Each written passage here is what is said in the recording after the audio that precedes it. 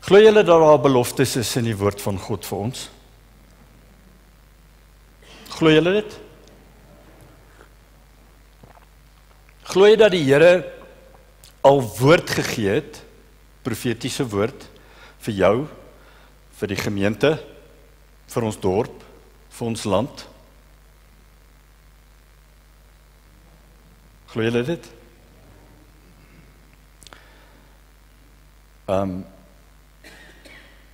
Glo julle dit, selfs al het dit nog nie in vervulling gekom nie?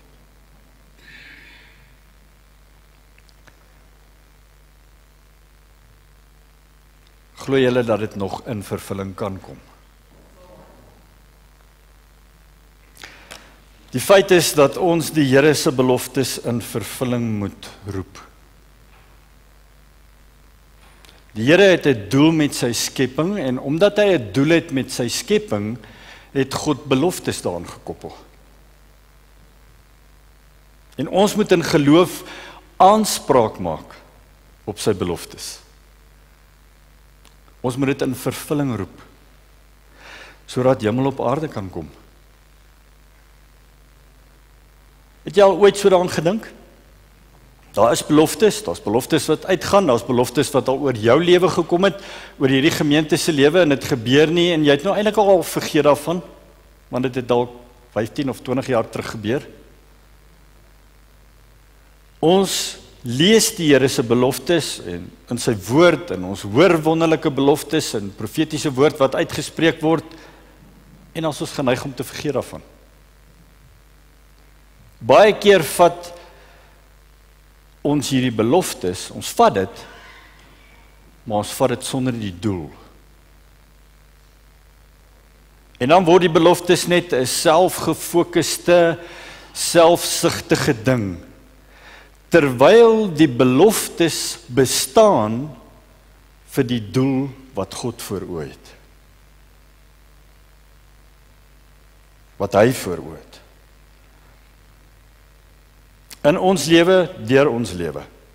En God se beloftes is nie losstaande van sy hart nie, en dis ook nie losstaande van God se wil nie. Nooit nie.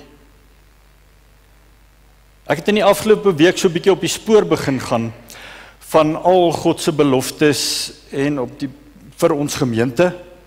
En ek het hier 'n hele pak wat ek so met die tyd bymekaar gesit het van beloftes wat oor die afgelope klompie jare gekom het en woord wat uitgespreek is oor ons gemeente. En ek het so 'n bietjie op die spoor teruggegaan van beloftes en woord wat al oor my eie lewe uitgespreek is. Julle weet mos wat doen ons daarmee, nê? Ons skryf dit op 'n papiertjie ergens of iemand anders bring dit vir ons na die tyd as ons dit nie neergeskryf het nie, of iemand stuur dit vir ons want hulle het dit opgeneem. En dan beland dit in een of ander file op ons telefoon. Of ons gooi daai papiertjies in die laai daar by die huis. So 'n bietjie teruggegaan. Want ek het ervaar, dis tyd om te glo. Dis tyd om te glo. Ek wil net gou hier is ek op die skerm? Ja, ek is.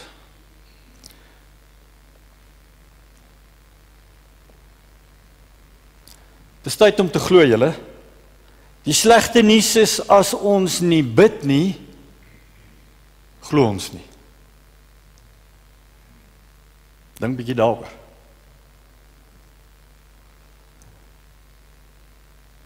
En ons gaan na alles waardeur die gemeente is in die afgelope klompie jare. Baie van julle was baie nou deel daarvan. Nadat die gemeente se leierskap ook in die afgelope 2 weke afgesonder het en na die Bybelse Nuwe Testamentiese leierskapstrukture gekyk het en net weer dit so 'n bietjie afgestof het en 'n paar nuwe strukture in plek gesit het ons vir mekaar gesê, een van die dinge wat moet gebeur is, ons moet begin bid. En ons het nodig dat die Here vir ons wys wat hierdie gemeente se koers is, die rigting is. Ons het baie maniere om dit uit te vind. En een daarvan is om te gaan kyk wat die woord is wat die Here vir ons gegee het oor die jare heen. En ons kan dit net doen as ons hierdie woord vat en daaroor bid en dit in vervulling roep. Tekort aan gebed beteken 'n tekort aan geloof. Baie eenvoudig. Die leierskap van die gemeente het in die afgelope week begin om weekliks op 'n weeklikse basis saam te bid, 6:00 op 'n woensdagoggend. Die ouderlinge, die elders, hoe julle ook al wil noem. Elke woensdagoggend 6:00. En van julle se name is voor die Here gelê, voor die Here se voete gelê, die afgelope woensdagoggend. Ons bid vir die gemeente en vir die koninkryk van God om te kom, en ek wil julle weer uitnooi. Kom bid saam op 'n Sondagoggend 8:30 voor die diens. Die hele gemeente. Ek nooi julle uit. As ons te veel word vir die gebedskamer, dan doen ons dit hier, of ons doen dit op 'n ander plek. Alles in die Bybel, van die begin tot die einde, gaan oor mense van God, wat die naam van God aanroep. Wanneer jy in die moeilikheid is, sê God, roep my naam aan. Wanneer jy probleme het, wanneer jy behoeftes het, sê die Here, roep my naam aan. Ons het nodig om weer te glo, en ons het nodig om weer te bid. En hierdie twee dinge, geloof en gebed, moet weer hande vat. Want die een kan nie sonder die ander nie. So ja, ek wil oor gebed praat vanoggend. Soos wat ek al baie in die verlede gedoen het, maar en ek het vir Willem Baardenhorst in die afgelope 2 weke ook gevra om met ons van Morletta Park, om met ons vroeg in volgende jaar 'n kort reeks te kom deel oor gebed, sodat ons die jaar begin met die wete, dit is die primêre ding wat moet gebeur in 'n gemeente. Ons moet bid. Ek wil praat oor gebed, ja, maar ek wil ook praat oor geloof. Want dis tyd dat ons besit neem van die beloftes van God. Dis tyd om die profetiese woord af te stof. Om daai beloftes wat oor jou lewe uitgespreek is, bietjie af te stof. Om dit wat die Here gesê het te omhels en om dit in vervulling te bid. Ek moet sê, ek voel eintlik so bietjie militant daaroor vanoggend. Want die duiwel is besig om van ons te steel. Hy beroof ons van die beloftes van God, wat God beroof van sy doel met hierdie skepping. Omdat ons nie bid nie. Omdat ons nie bid nie. En uiteindelik beroof die duiwel ons van ons bestemming in God. Ons moet leer om te bid. Ja, maar ons bid, André. Ons weet nie wat dit is om volhardend, intens te bid, om God se beloftes in vervulling te roep nie. Ek sien nie bekeerlinge nie, julle. Nie in ons midde nie. Daar was 'n tyd. Ek sien nie bekeerlinge nie. Ek sien nie mense wat gedoop word nie.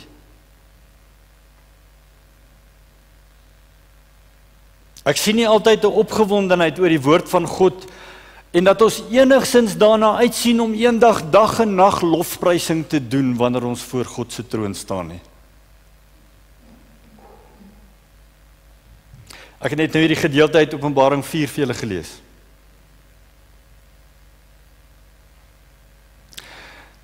En ek het 'n vermoede, baie keer word ek so 'n bietjie onder die bus ingegooi. Want as ons lofprys, dan het ek 'n vermoede, dis hoe dit gaan lyk eendag, as ons voor die troon staan.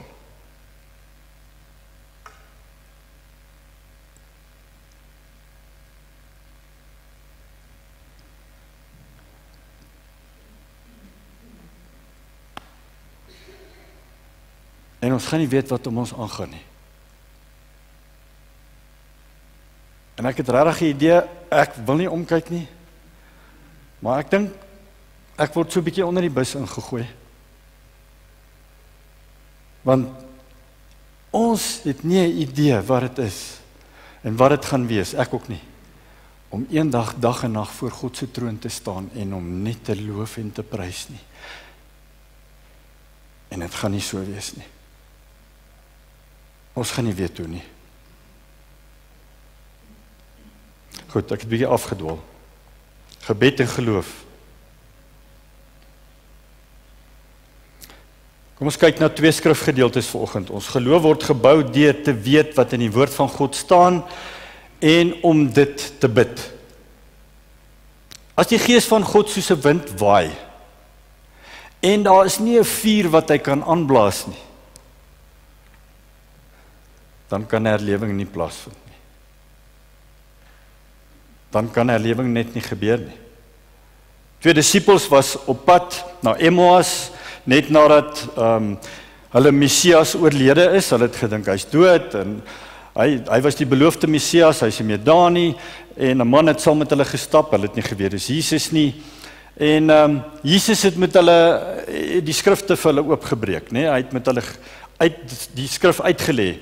Moses se boeke en die profete. En daar staan in Lukas 24 dat hulle op 'n stadium vir mekaar gesê het: "Was ons hart nie brandende in ons toe hy met ons op die pad gepraat het en die skrifte vir ons uitgelê het nie?"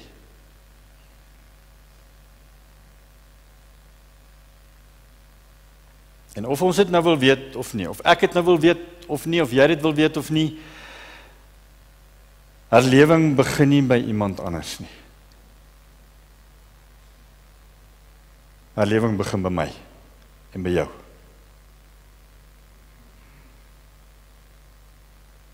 Eerste teksgedeelte waarna ons kyk, Lukas 11 vers 5 tot 13. Ek gaan vir julle dit lees, as jy dit wil opsoek, gee ek jou gou kans. Lukas 11 vers 5 tot 13.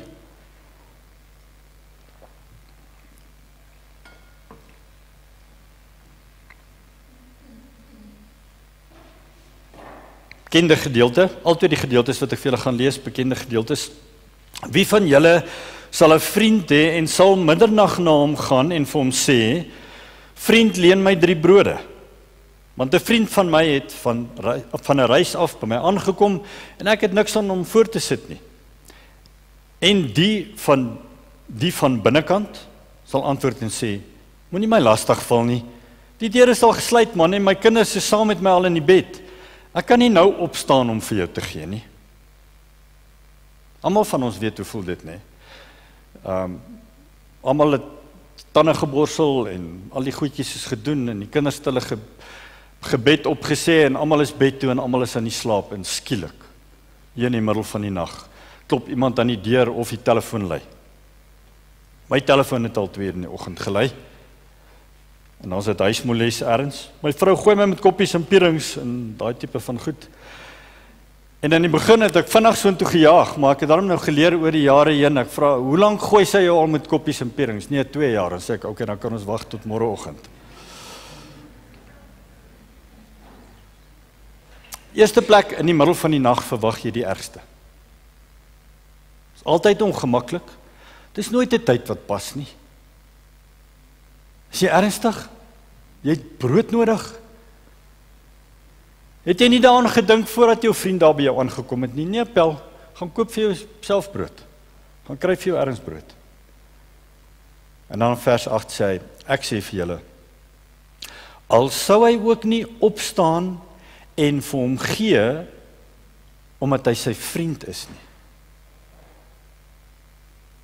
Al sou hy wou opstaan, omdat dit sy vriend is, nee. Goeie vriend van jou, natuurlik, ek gaan dadelik opstaan en ek gaan hom probeer help. Al wou hy eintlik vir hom sê, nee broer, nee, gaan kry jou eie brood. Wag tot môreoggend man, jy sal nie doodgaan nie.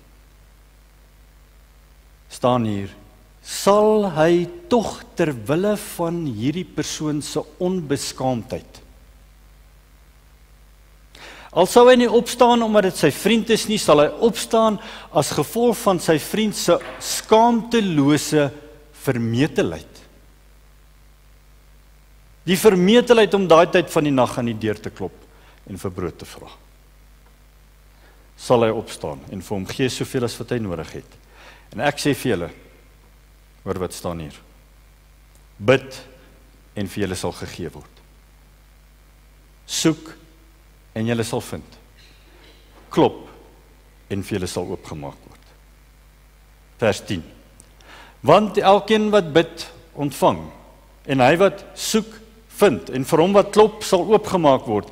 En vir watter vader onder julle sal sy seun brood vra en hy sal hom 'n klip gee. Of ook 'n vis en hy sal vir hom in plaas van 'n vis 'n slang gee. Of ook as hy 'n eier vra vir hom 'n skorpioen gee. As julle dan wat sleg is,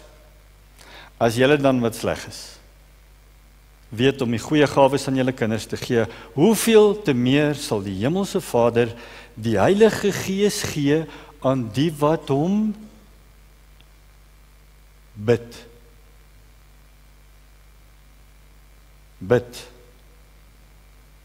Ons sien dadelik hierso dat hierdie gebed baie spesifiek is, nee, hy vra vir 3 brode. Hy sê, het jy vir my 3 brode? Hy sê nie, het jy dalk vir my 'n bietjie brood nie? Hy vra vir 3 brode, skaamtelose vermetelheid. Dis wat geloof is.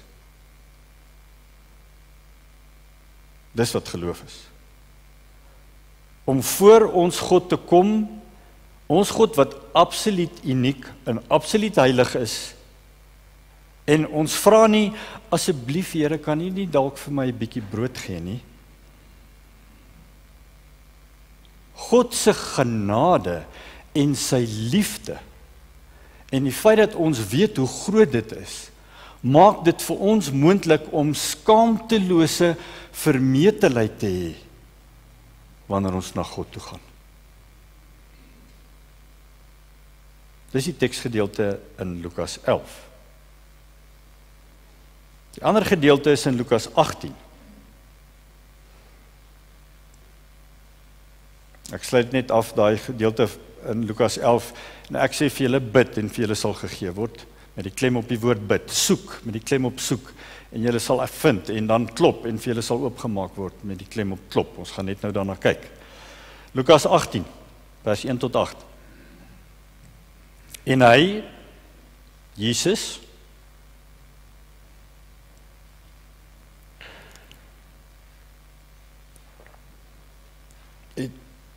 het ook aan hulle gelykenis vertel met die oog daarop, dat 'n mens gedurig moet bid en nie moedeloos word nie.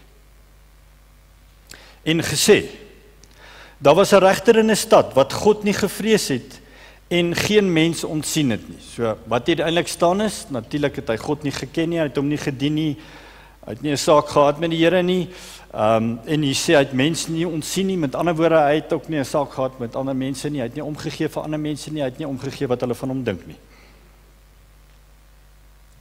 En daar was in daardie stad 'n weduwee, en sy het gedurig,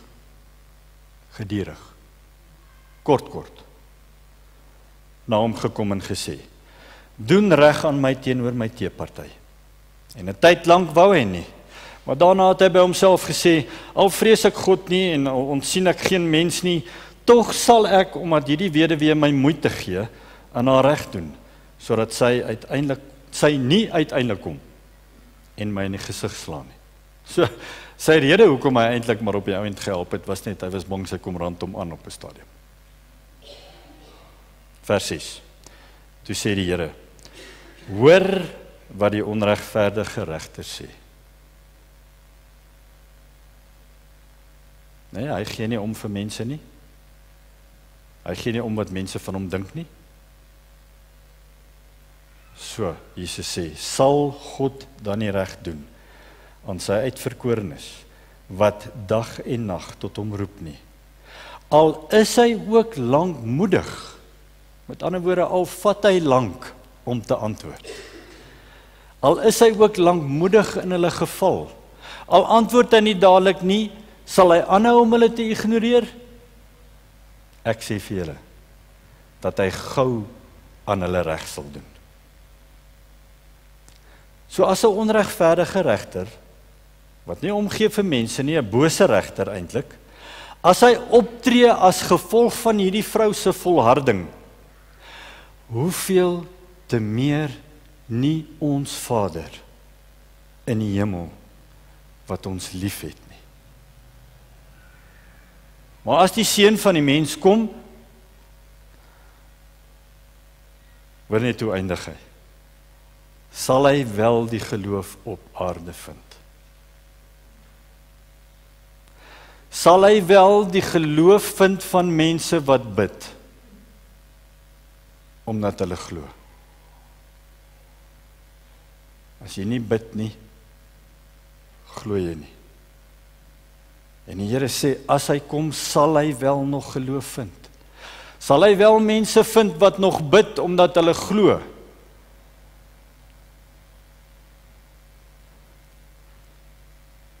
Jesus begin die gelykenis met die oog op gedurig bid, sonder om moedeloos te word, en dan eindig hy dit af met geloof. Die twee gaan hand aan hand. So die vraag vanoggend is, getuig ons gebedslewe van ons geloof? Het ons regtig geloof? As ons sukkel hiermee, wat is dit wat verhinder dat ons kan bid? Dat ons volhardend bid, dat ons gedurig bid. En is baie prakties, ek weet, want ek ken dit in my eie lewe. Die eerste ding wat ons verhinder om te bid is, ons word ontmoedig. Ontmoediging. Die oorweldigende ding wat ons verhoed om te bid, is die feit dat ons moed verloor, wanneer die Here nie ons gebede beantwoord nie. Ek het dit al so baie gehoor. Ons verloor moed en dan hou ons op om te bid, en dit maak ons eintlik sin, nee, op 'n manier maak dit sin. Jy weet, menslik, wêrelds maak dit sin, want as die Here net elke dag vir ons gegee het, wat ons gevra het, as jy in die oggend opgestaan het en jy sê, Here, dit lyk vir my, ek het vandag so R20.000 nodig, en boeps, daar lê die R20.000. En as jy gebid het en gesê het, Here, ek gaan vandag vir 'n werksonderhoud, sal jy asseblief daai werk vir my gee, en môre stap jy in by daai kantoor en jy het die werk. As dit so gewerk het, jy weet, dan maak dit mos nou sin dat jy meer sou bid. Want jy kon net elke oggend opstaan en jou behoeftes vir die Here gee en alles het daai dag gebeur. Maar dit werk nie so nie, julle. Werk nie so nie. En as ons die 4de keer vir iets gevra het, vir die 4de keer vir iets moes bid, vir dieselfde ding, en dit gebeur nie, dan los ons dit maar net. Ons los dit net eerder. En dis hoekom ons na beide van hierdie skrifgedeeltes gekyk het. Ons kan nie ophou om te bid nie. Want alles is nie ongelukkig ChatGPT nie, en alles is nie Alexa nie. Dis nie net so nie. Dis nie hoe die koninkryk van God werk nie. Ontmoedig is die teenoorgestelde van bemoedig. Wanneer ons moed verloor, verloor ons eintlik ons geloof. Ons hou op om te glo. Want die Here se tyd waarin hy dinge doen, is mos nou nie altyd die tyd wat ons dit graag gedoen wil hê nie. En hy het dit nie gedoen soos ons dit graag wil hê nie, en hy het dit nie gedoen wanneer ons dit wil hê nie, en dan raak ons ontmoedig. Ja, ek het dit nou al 'n paar keer gedoen, maar ek gaan nie weer na die gebedsbijeenkomste toe kom nie. Want dit gebeur net nie. Daai ding waaroor ons nou die hele tyd bid, dit gebeur net nie. En ek weet julle stem saam daarmee, want ek sien julle in die Sondagoggende hier saam bid nie. Ons hou op bid. En weet julle wat gebeur as ons ophou bid?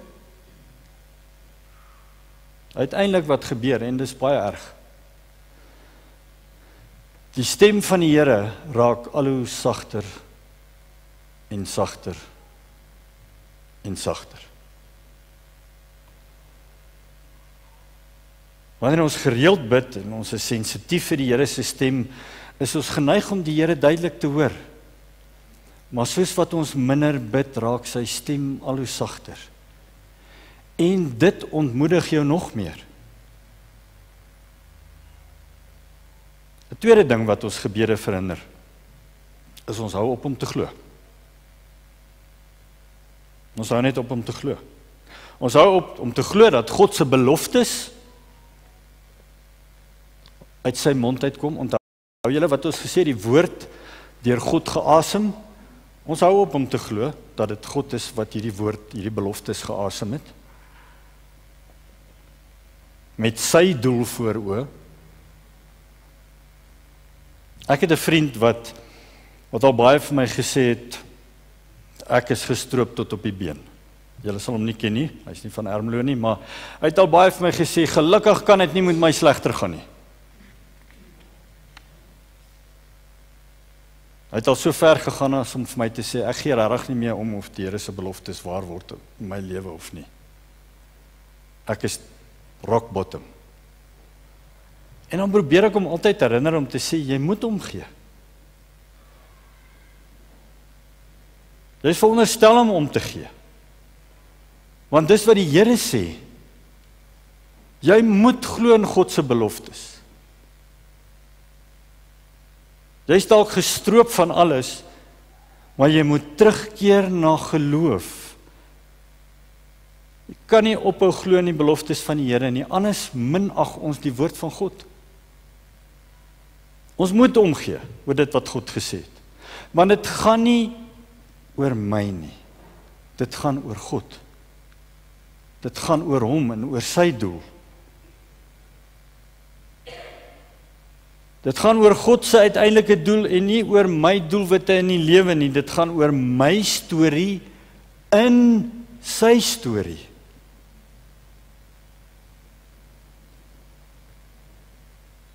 Dit gaan oor hoe ons inpas in God se storie.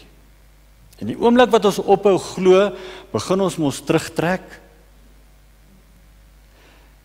En die erns van ons gebed begin verander en dan begin ons gebede bid soos hierdie. Ag Here, as dit U wil is, sal U hierdie maand vir my besigheid gee dat ek 'n inkomste kan verdien. En as ons heeltyd begin bid, Here, as dit U wil is, dan het ons eintlik begin om ons geloof te verloor.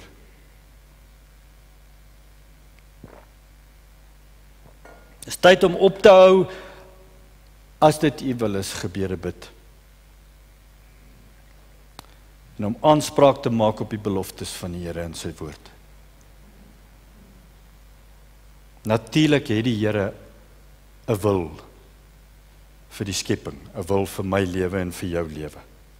Vir elkeen van ons. En het hy 'n doel.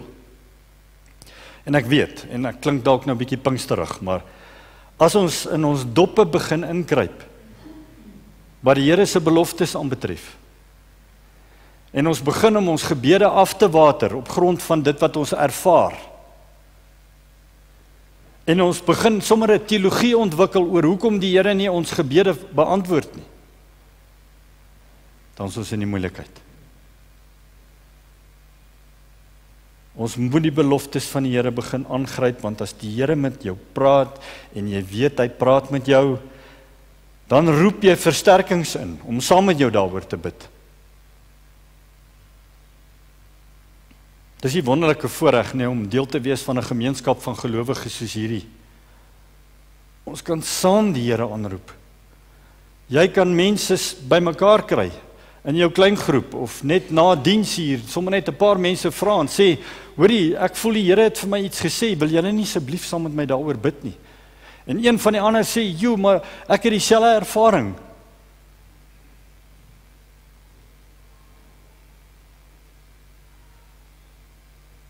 Twee weke gelede het die Here hier vir ons weer woord gegee vir die gemeente. Nou moet ons sy beloftes begin inroep. In geloof. In gebed. As die Here gepraat het, moet ons staan daarop. En ons moet worstel daarmee. Jy moet gaan slaap daarmee, jy moet daarmee opstaan. Jy moet bereid wees om te sterf daarvoor, sodat dit in jou kinders se lewens kan waar word. Maar verkieslik sal ek daarom wil bly lewe om dit te sien waar word. Ons moet die vertroue hê in die woord van God. Mense met uitsonderlike profetiese gawes. het al wonderlike woord vir hierdie gemeente gebring. In hierdie gemeente, vir die gemeente, vir lidmate in hierdie gemeente. Van julle het al wonderlike woord vir mekaar gebring. Het is tyd dat jy daai woord wat oor jou lewe uitgespreek is, gaan opgrawe, gaan afstof en begin bid daaroor. Het is tyd dat ons die woord wat al vir hierdie gemeente gegee is, afstof en bid daaroor. Want wat doen ons eintlik? Ek hoor dit so baie. Ja, jy weet, die Here het vir my het een keer vir my woord gegee. Ek kan eintlik onthou, dit was in 2012, het die Here dit vir my gesê. En dis nou jare later. En nou het dit net geword, Here, as dit U wil is. In Johannes 5 vers 14 en 15. En dit is die vrymoedigheid. Dit is die skaamtelose vermetelheid. Dit is die vrymoedigheid wat ons teenoor God het, staan hier, dat hy ons verhoor as ons iets vra volgens sy wil. Laat hy hoor. Hy hoor as ons iets vra volgens sy wil. En as ons weet dat hy ons hoor, dan weet ons dat wat ons ook al vra, ons die bedes verkry wat ons van hom gevra het. Luister mooi, daar's 'n verskil om sy beloftes in te roep en te vertrou dat dit binne sy wil is, as om te bid, Here, as dit U wil is. As ons volgens sy wil vra, dan hoor hy dit. En as ons weet hy hoor ons wanneer ons volgens sy wil vra, dan kan ons weet dat ons sal verkry wat ons vra. So ons moet terugkom by hierdie teksgedeelte 1 Johannes 5. Dit is in die Bybel, Here. Wat het die Here van hierdie gemeente gesê oor die afgelope klompie jare? En ek weet daar's meer as hierdie. Daar's dalk van julle wat woord het, wat die Here vir die gemeente gegee het, wat jy ergens geberre of neergeskryf het, bring dit vir ons asseblief. As ons dit dalk nie meer hier het nie.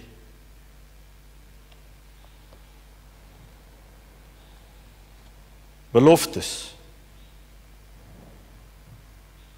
En ek gaan mense vra om vir ons die kernbeloftes en die kernprofesieë, dit wat saamvat, dit wat hande vat, dit wat uitstaan, om dit vir ons bymekaar te sit. Laat ons daaroor begin bid.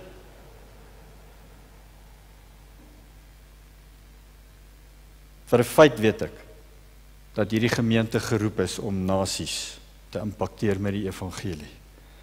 Want ons het dit al sien waar word.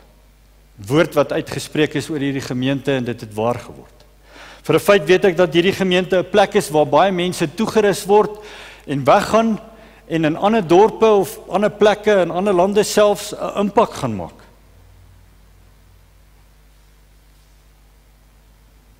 Vir 'n feit weet ek dat hierdie gemeente soos 'n spiespunt is, 'n woord wat ons op 'n stadium ontvang het, wat nuwe grond oopbreek.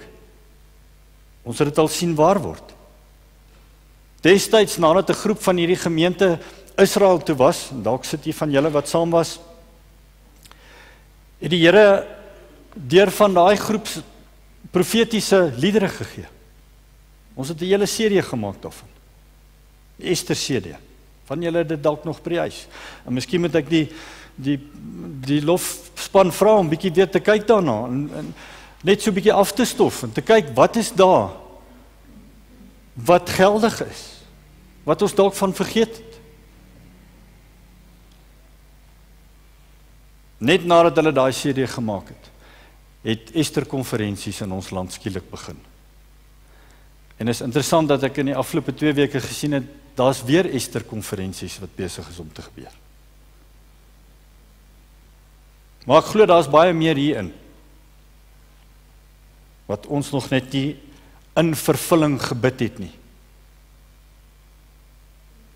Beloftes van herlewing, golwe van herlewing. Dis tyd dat dit afgestop word, dis tyd dat ons dit glo. Ek dink sommer nou net weer aan daai profetiese lied, ek het nou vergeet amper al van Tersia, as ons hom nou kan speel, maar 'n lied wat Sia geskryf het op 'n stadium, Waves upon waves of his glory. Kom ons luister net gou weer daarna. Miskien maak dit iets net weer los by ons.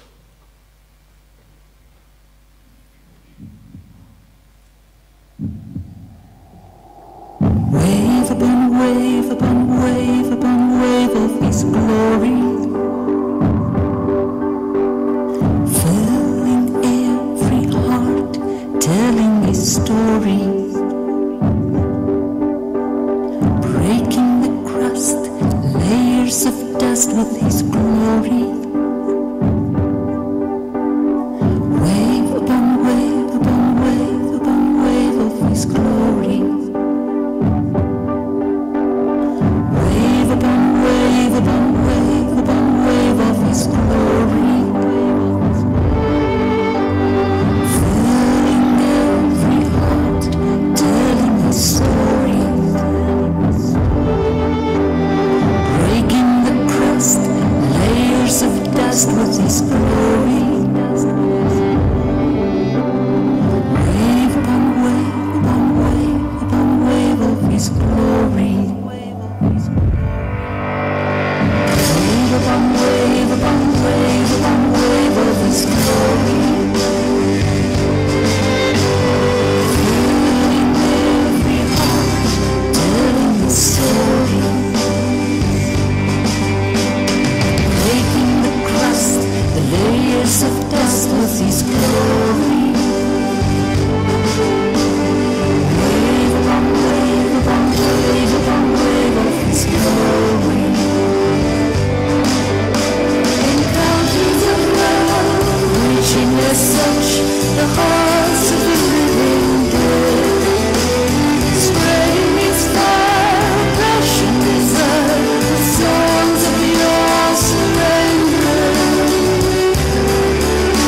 His rhythm of love, pulsating in love, restoring that which was stolen. The constant refrain of His glory remains as a last outpost for me. Wave upon wave upon wave of His glory, filling every heart, telling His story, breaking the crust, the layers of dust with His glory. Wave upon wave upon wave upon wave of His glory. Encounters of love, reaching as such the hearts of the living dead, spreading His fire, passion, desire, the songs of your surrender. His rhythm of love, pulsating in love, restoring that which was stolen. The constant refrain of His glory remains as our cities are transformed. It's a new day dawning, breaking on the horizon, full of joy, full of hope, full of laughter and healing, until as we see the day dawning, breaking on the horizon, full of joy, full of hope, full of laughter and healing, until as we see the new song, singing the new song, singing the new song, singing the new song, full of joy, full of hope, full of laughter and healing, until as we sing the new song, singing the new song, singing the new song, singing the new song.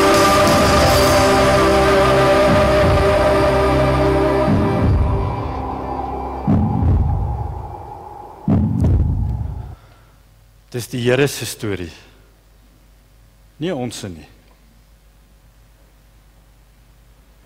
Ek hoor die week dat golwe van herlewing, 'n golf het 'n geneigtheid om dit wat met die eerste golf, die edelstene en wat ook al agtergelaat is, bring die tweede golf saam.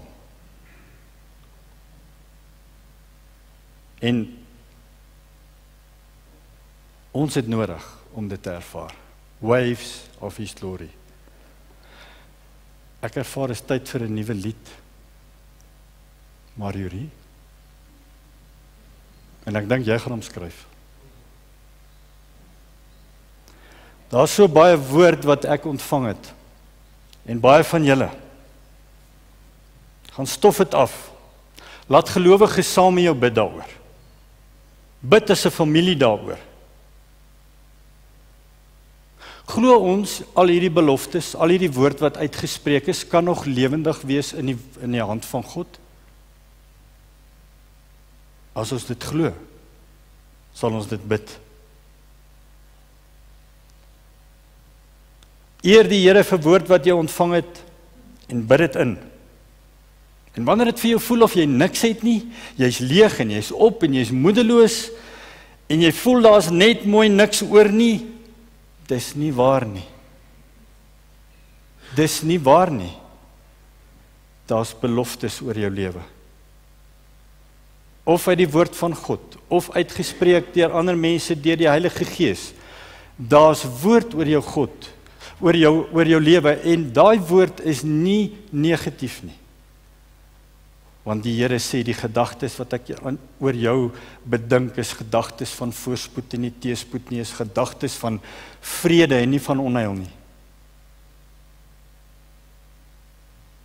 Dis nie waar nie. Jy het beloftes oor jou lewe. Hou vas daaraan. Die derde ding wat geneig is om ons te verhinder om te bid is, ons begin optree in eie krag. Ons word ontmoedig, ons hou op om te glo, en dan begin ons in ons vlees optree. En dan word ons so Saul, né? Samuel het vir hom gesê, wag voor die offers gebring word. En Saul het ongeduldig geraak, en hy kon nie wag nie, en Samuel het nie gekom nie, en toe bring hy die offers. Omdat Samuel laat was.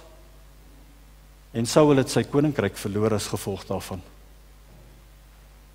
Die Here kan nie mense vertrou wat in hulle eie vlees optree nie. Deel van die wag op God, om bidend voor hom te wees, is dat die Here kan weet of hy ons kan vertrou met dit wat regtig saak maak. Dit is so moeilik om op die Here te wag. Ongeduld is die primêre ding wat ons bestemming verongeluk.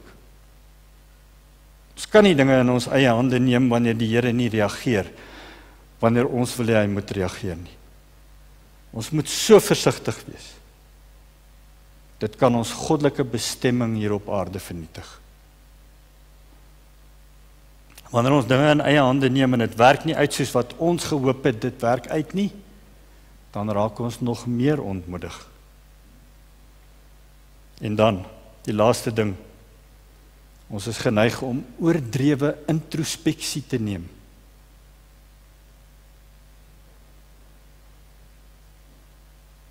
In die wagproses gebruik die Here die tyd om ons mooi uit te sorteer. Ons is nou bidend voor die Here, hier het hierdie woord gekom, hierdie beloftes gekom. Ons bid daaroor, en nou wag ons, en ons wag, en ons hou nie van die wag nie, maar wat die Here doen, hy is besig om alles mooi in plek te sit, in ons lewe vir sy doel. Hy stroop ons van allerlei onnodige goeders, en hy berei ons voor. Dit is deel van die proses. Maar ons moet ook onthou, die Here wag nie vir ons om perfek te wees nie. Om eers perfek te wees, voordat hy sy beloftes in ons lewens waar maak nie. Hy sal altyd aanhou om onervare mense te gebruik wat foute maak, om ons te wys dat dit nie ons is wat werk nie, maar hy. Onthou dit het niks met my en jou te maak nie, dit het alles met God se plan te maak. Lukas 6 staan daar, vers 35 en 36, hy praat hier daarvan om ons vyande lief te hê. Maar julle moet julle vyande lief hê en goed doen en leen sonder om iets terug te verwag. Kom aan julle, wie doen nou so iets? Ek meen, wie leen aan jou vyande sonder om iets terug te verwag? En julle loon sal groot wees, en julle sal kinders van die Allerhoogste wees, want hy self is goedertier en oor die ondankbares en die slegtes. Wees dan barmhartig, soos julle Vader ook barmhartig is. Nou kan jy jou indink, die Here is goedhartig teenoor die ondankbares en die bose.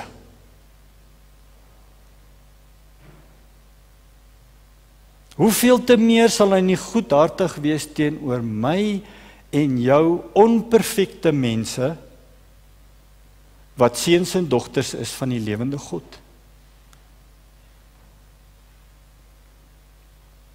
Die Here soek nie perfekte mense nie.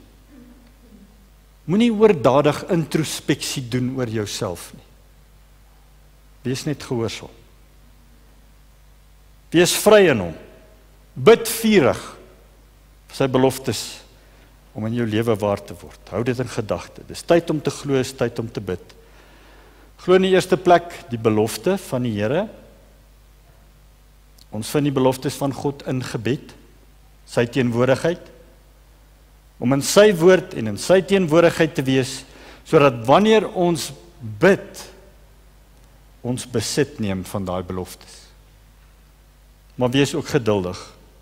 Bid terwyl jy wag. Moenie ophou bid terwyl jy moet wag nie. Wees volhardend in jou gebede. Daai regter, daai onregverdige, bose regter, wat nie omgegee het vir mense of wat hulle oor hom gedink het nie, het tog later namens hierdie vrou opgetree.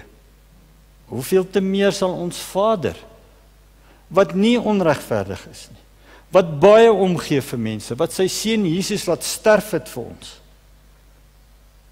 hoeveel te meer sal hy optree namens ons. Wees geduldig, bid terwyl jy wag, bid volhardend, bid voortdurend.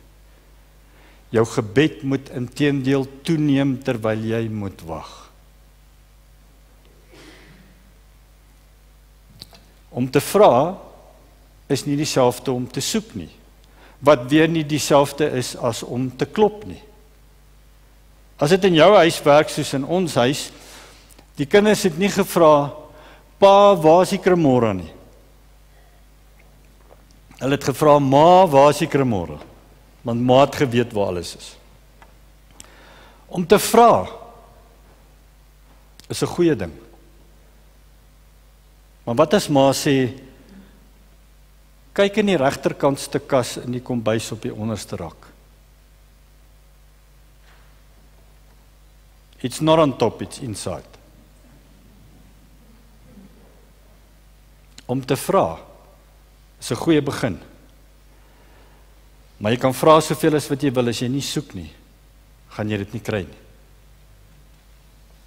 Ons moet beweeg van vra na soek. Dis 'n ander tipe ingesteldheid. Ek het gevra en nou begin ek soek. Here, waar is dit? Here, waar is dit? Wat weer verskil van om te klop. Dis 'n volgende intensiteit. Jy begin nou 'n bietjie meer intens soek, jy klop, jy wil nou binnekom, jy wil hierdie deur weg hê. Jy wil by die kremora uitkom. Dis 'n ander vlak van intensiteit. Ons moet meer intens raak en ophou om net te vra en te vra en te vra. Maar waar is dit? Dis in die kas. Maar waar is dit? Dis in die kas. Maar waar is dit? Ek het gesê dis in die kas. Maar ons begin nie soek daarna nie. As ons 'n herlewing wil sien, wat ek regtig met my hele hart hoop almal van ons wil sien, nie net in ons gemeente nie, maar in ons dorp en in ons land, dan moet ons weet, dit begin by gebed. Nee, dit begin by volhardende, intensiewe gebed. Ek het in die week gepraat met 'n paar gemeenteleiers in ons land en sommer net oor die ding van gebed en kom julle ouens bid as jy hulle nooi om te bid voor 'n diens en sulke goed en ek gaan nou nie al hulle antwoorde met julle deel nie want dit kan julle dalk ontmoedig, maar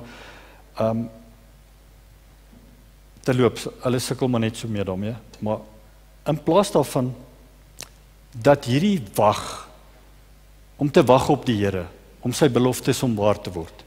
In plaas van dat dit ons begin onderkry,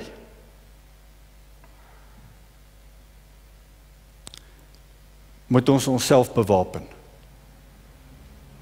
Baie mooi toe die ou dit met my deel, hy sê, iemand het dit eendag vir hom gesê, en hy deel dit toe sommer net met my, hy sê, ons moet ons in die wagtydperk bewapen. Ek is soekend, en ek klop, en dan begin ek mense kry, om saam met my hieroor te bid. Mense wat ook soekend is, dalk na dieselfde ding. Ek roep my broer en my suster om saam met my die kremora in die kas te soek, want hulle wil dit ook graag in hulle koffie hê.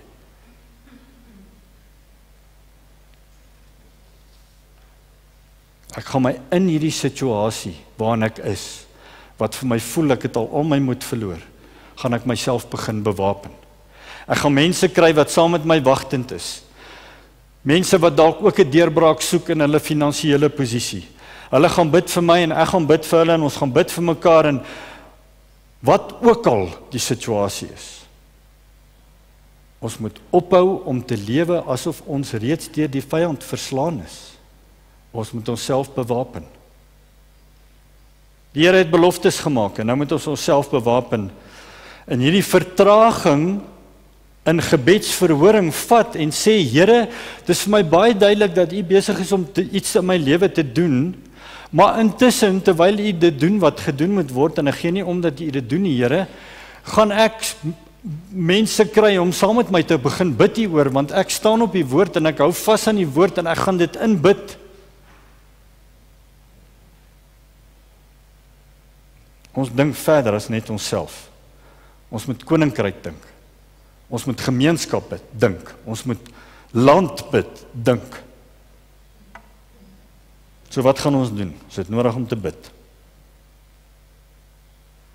Ons gesamentlike gebedsbijeenkomste op 'n Sondag voor die diens is nie net vir die show nie. Dis nie net om die afkondigingsblaadjie vol te maak nie. Ons vertrou die Here vir herlewing in ons dorp. En ek wil die leierskap in die week wat kom aanmoedig is ons weer saam bid, dat ons die Here begin vertrou om vir ons te sê, waarvoor kan ons hom vertrou? Vir bekerings. Dat ons kan sien hoe mense gedoop word, wat die Here Jesus vind vir die eerste keer in hulle lewe.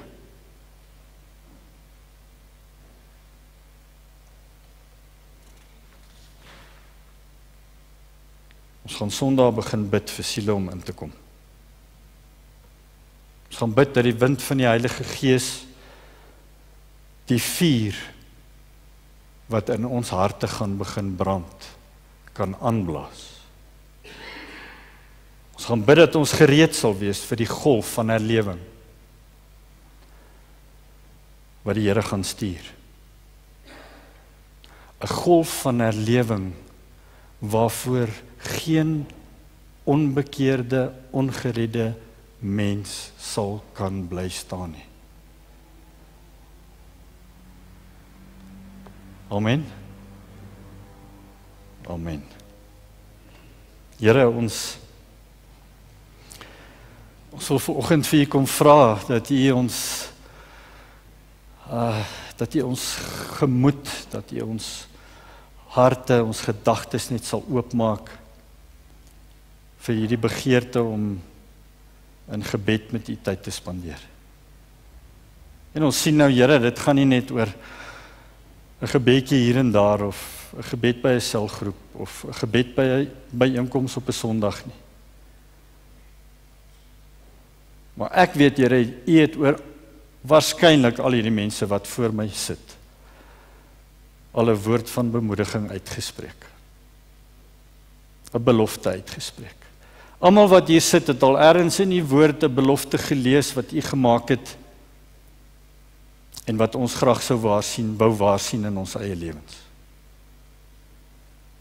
My gebed is, Here, dat ons saam as gemeenskap van gelowiges sal begin om U beloftes in te bid.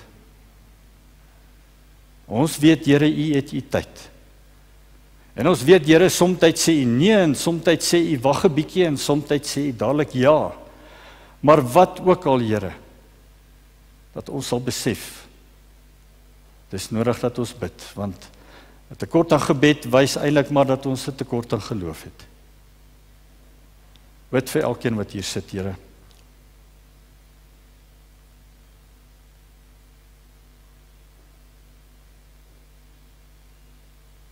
Ek bid dat U elkeen sal aanraak met U Heilige Gees. Dat elkeen van ons rug sal draai op al die wêreldse goedes wat ons so besig hou. En dat ons sal begin prioriteite maak in ons lewens. Dat ons U eerste sal stel. Dat ons sal lewe, Here, asof U ons eerste liefde is. En dat ons sal weet, alles wat ons het, alles wat ons is te danke aan U. Here, ons vertrou U vir lewing. Ons vertrou U vir siele om in te kom. Ons vertrou U vir mense, waarvan daar so baie in ons dorp is, wat U nie ken nie. Om die liefde van Jesus te ervaar. En vir sommige van hulle is die enigste liefde wat hulle ooit sal ervaar, een van ons wat met hulle in aanraking kom, sodat hulle iets kan sien wat anders is as waaraan hulle gewoond is. Ons eer die Here. Word verheerlik deur ons lewens. Dis regtig my gebed vir oggend, Here, word verheerlik deur ons lewens. Deur die liefde wat uit ons straal, omdat U ons eerste lief gehad het. Bid dit in die naam van Jesus Christus. Daarom vra ek ook nou, mag die genade van die Here Jesus Christus en die liefde van God ons Vader en die gemeenskap van die Heilige Gees, sy teenwoordigheid in ons lewens, vir almal van ons 'n werklikheid wees. Amen. Amen.